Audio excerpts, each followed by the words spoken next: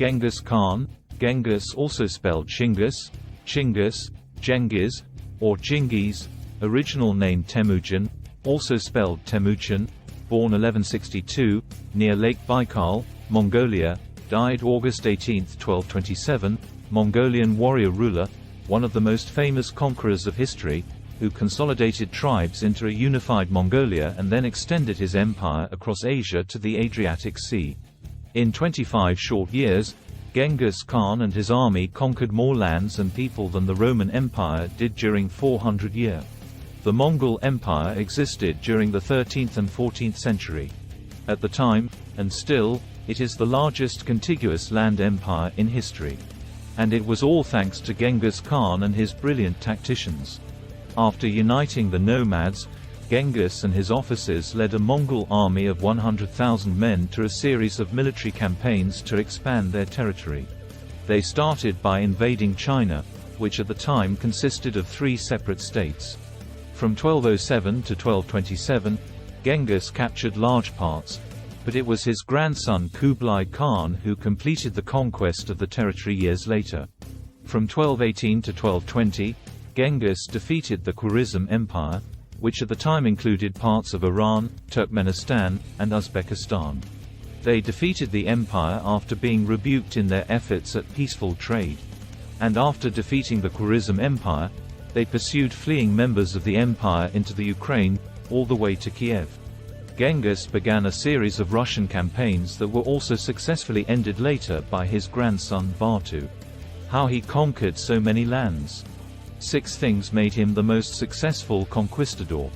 Combined swords and arrows. The Mongols avoid hand-to-hand fighting as much as possible. They preferred to use bows and arrows, with their range expanding up to 300 yards. If possible, they never engaged in hand-to-hand fighting. They used swords only after wounding the enemy and their horses. When the enemy was too weak, only then the Mongols would move in and finish the job in hand-to-hand combat. Luring the enemy. Mongols often tried to lure the enemy into an ambush. They did this by feigning retreat as soon as the battle started. They deliberately threw away gold and silver. These strategies were used when they could not break into heavily fortified cities, or through a strong pass. They gave the impression of giving up. The moment the enemy went for the gold and silver, and was lured into the enemy, the main Mongol army appeared in a pre-arranged ambush, wearing down the enemy. When the enemy stood in a defensive position and prevented a cavalry charge, the Mongols used a different strategy. They withdrew their main forces, leaving only a few small detachments to harass the enemy by shooting arrows. Lack of food, water, and rest would cause the enemy to move eventually. And when they moved, the Mongol army launched a surprise attack. Spy networks.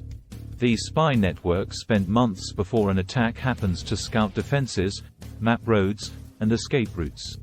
They also noted supply sources, and gathered intelligences on local defense and infrastructure. This allowed Genghis Khan to enter a battle more ready than his opponent, and use the best strategy for attack.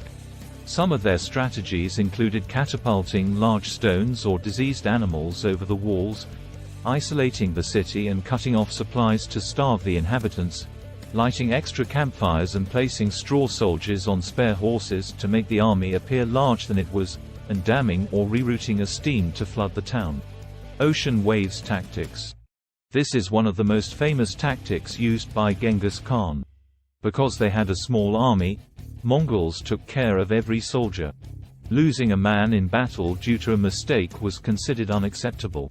When facing the enemy, the army would split into small groups of 3 to 5 soldiers. This prevented the enemy from surrounding the army. And when the enemy regrouped, the Mongols regrouped as well. The army appeared suddenly, like something dropping from the sky, and disappeared like lighting. The cavalryman charge tactics. This tactic was known as the chisel attack tactics. The group of cavalrymen would make a direct charge into the enemy line. And if the first charge failed, a second or third group would attack. No matter how great the opposition was, they were unable to withstand the charges. And in the end, in response to a signal, The Mongol cavalrymen would charge from all directions into the enemy line in order to destroy the enemy's formation. Legacy of Genghis Khan. As far as can be judged from the disparate sources, Genghis Khan's personality was a complex one. He had great physical strength, tenacity of purpose, and an unbreakable will. He was not obstinate and would listen to advice from others, including his wives and mother. He had a sense of the value of loyalty, unlike Tokrul or Jamukha. Enemies guilty of treachery toward their lords could expect short shrift from him, but he would exploit their treachery at the same time. He was religiously minded, carried along by his sense of a divine mission, and in moments of crisis he would reverently worship the eternal blue heaven, the supreme deity of the Mongols. So much is true of his early life. The picture becomes less harmonious as he moves out of his familiar sphere and comes into contact with the strange, settled world beyond the steppe. At first he could not see beyond the immediate gains to be got from massacre and rapine and, at times, was consumed by a passion for revenge. Yet all his life he could attract the loyalties of men willing to serve him, both fellow nomads and civilized men from the settled world. The achievements of Genghis Khan were grandiose.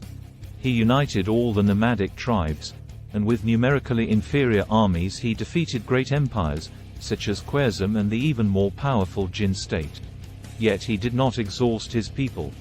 He chose his successor, his son Ogedei, with great care, ensured that his other sons would obey Ogedei, and passed on to him an army and a state in full vigor. At the time of his death, Genghis Khan had conquered the landmass extending from Beijing to the Caspian Sea, and his generals had raided Persia and Russia. His successors would extend their power over the whole of China, Persia, and most of Russia.